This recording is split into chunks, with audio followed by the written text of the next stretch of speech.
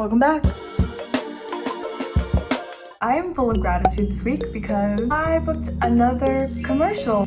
I shoot tomorrow and I get to meet and work with one of my top favorite female actresses of all time. If you think you know who it is, drop your guess in the comment section down below. This marks my third commercial in 2021, my fourth one that will be circulating soon. I'm feeling and I'm emanating high vibrations. I'm on a high frequency. If you're not into vibrations, visualizations, manifestations, sis, this works. In today's video, I'll be showing you how to create an on-brand acting demo reel or acting clips for free that you can put up on casting sites and submit for representation. I'll also be showing you what my clips look like on my Actors Access account and how you can get the same vibe. And at the very end, I will share with you the top 2 acting demo reel clip mistakes that I've seen and how you can avoid them. But first, yes, it is time for my Giving Tuesday. Every week, I donate to a BIPOC charity or organization. This week's went out to Black infant families in LA. It's a nonprofit whose initiative is to end the high infant and maternal mortality rate. They work with the LA County Department of Public Health to implement strategies to help new mothers and to spread awareness and educational services to expectant mothers and beyond. So if you want more info, you can go over to my Instagram account. And if you want to donate, the link to their website is in the description box down below. Ready to step in and create your bomb-ass demo reel? Let's go.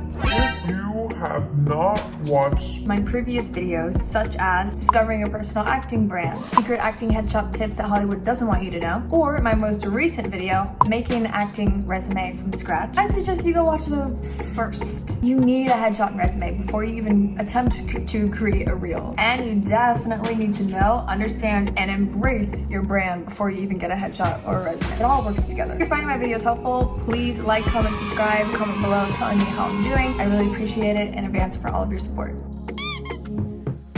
A demo reel is what actors use to showcase their best produced work that they've done, so the casting directors can see how you act. It can also help producers, directors, studios decide who they want to cast. So you want to have a dope-ass demo reel, but you won't have a fully fledged demo reel when you're first starting out. And that's okay. Much like a resume, everybody starts off with a blank slate. Generally speaking, you'll have a dramatic reel, a comedy reel, and a commercial reel. Here's a bit of my old one that I used for about 2 years, and later I'll explain why I no longer use it. You finishing that?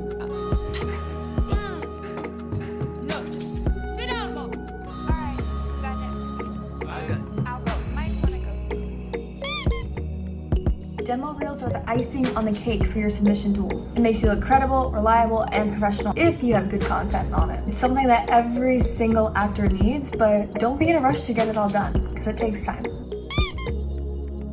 You experience delays in getting your footage from a project that you've done? We've all been there, especially when first starting out. I'd recommend keeping in contact with all the people that you've worked with, mainly the directors and the producers, because they'll be the ones who will be able to get your footage to you fast. You can even make sure that there's an addendum written into your contract before you even sign onto the project that says that you will get your footage in a timely manner. If you've worked on a project that aired on TV or on a streaming service, you can request your footage right after it's aired through a service on breakdown services called Check. The website may look a bit wonky. It's a trusted service that I've been using for years. It's about $25 to $45 a clip. The quality is always great and I receive it so quickly. Just make sure that when you do ask for your footage, you choose the scenes that will add the most to your reel and make sure it's your best work from the project. Simplicity is key.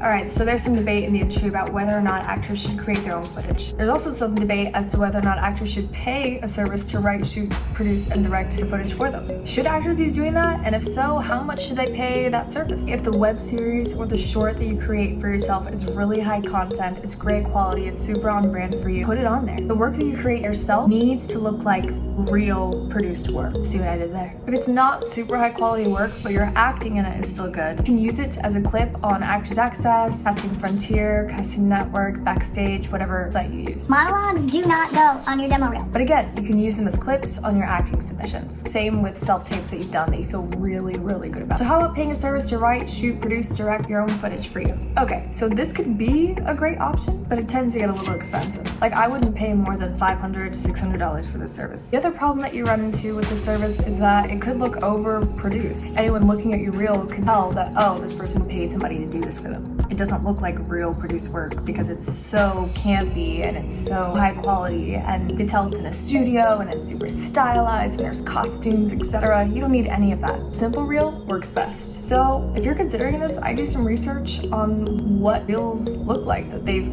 produced from this specific service. And look up these actors on IMDb and see what kind of work they've gotten from their reels and who represents them. And if they're working a lot, that's great. It means the reel is working for them, and that's definitely a service person you want to pay. So what about scenes from acting class? Scenes from acting class, again, do not go on your reel, but you can use them as clips for submitting for projects.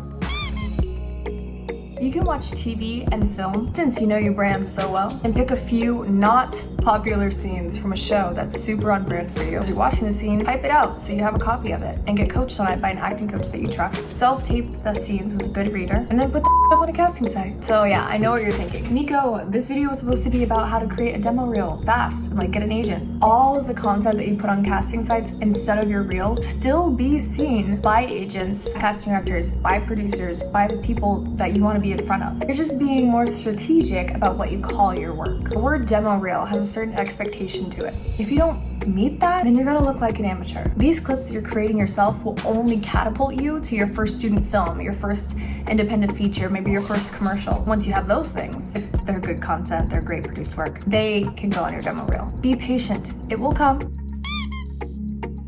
I've always edited my own reels. I taught myself via Movie Maker firsthand, and then iMovie. It's free, it's fast, it's easy, and you can make all the changes you need to make by yourself. I definitely recommend this. Save your money. But yeah, you could still ask somebody to edit it for you if you want.